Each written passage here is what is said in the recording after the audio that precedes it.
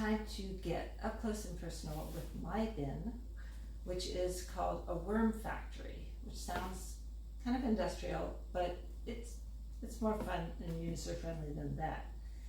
Except that this is actually my second worm factory, because maybe worm factory number one wasn't as user friendly as I had hoped, or I just didn't know enough then. So I wouldn't say this is a bin I would use if I was a first time worm composter. I would start small. That said, once you master it, you can move on to something like this.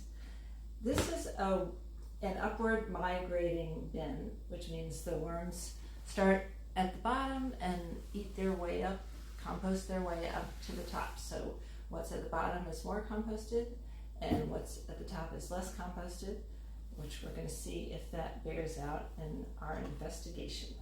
So we have the lid is a little dry right now, so there's not as many worms slithering there or hanging out as there sometimes are.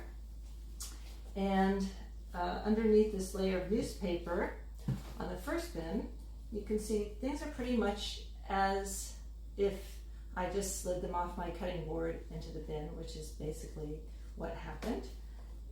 So things are recognizable as they are: avocado pits and collared stems and turnip peels and coffee grounds, tea bags.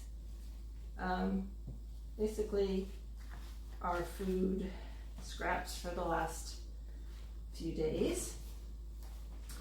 And then underneath, things are much more composted. There's still newspaper is recognizable, but it's turned brown from the juices that have come from the plant matter breaking down and the moisture content soaking into the paper.